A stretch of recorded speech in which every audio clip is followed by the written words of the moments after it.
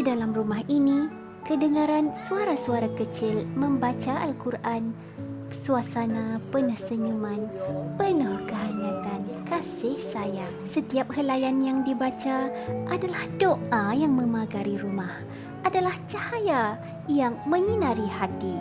Qala Rasulullah sallallahu alaihi wasallam, "Innal baita alladhi yuqra'u fihi al-Qur'an taskunuhu al-malaikah وتحضره السكينة وتغشاه الرحمة ويهجره الشيطان."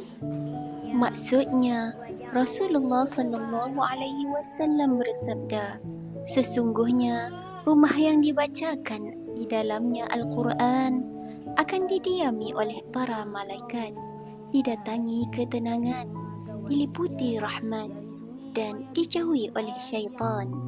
Hadis riwayat At-Tabrani.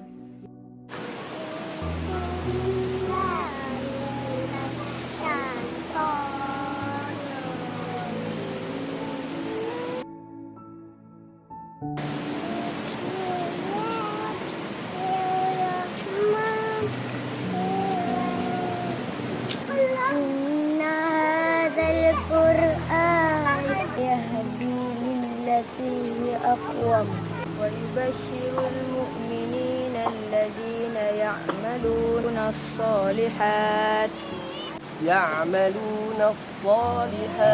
أن لهم أجرا كبيرا. Al-Quran adalah jalan mendaki ke syurga. Bacalah dan naiklah hingga darjatmu ditentukan di sisi Allah. Di saat dunia meninggalkan kita, Al-Quran tetap di sisi, datang memberi syafaat.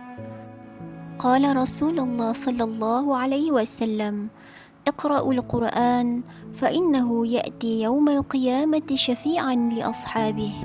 Maksudnya, Rasulullah sallallahu alaihi wasallam bersabda, bacalah Al-Quran kerana ia akan datang pada hari kiamat memberi syafaat kepada pembacanya. Hadis riwayat Muslim. Dan inilah hadiah sebenar seorang anak, menghafaz ayat-ayat Allah, membawa mahkota cahaya untuk kedua orang tuanya. Semoga rumah kita, hati kita dan anak-anak kita sentiasa hidup bersama Al-Quran hingga kita semua dikumpulkan di syurga bersama.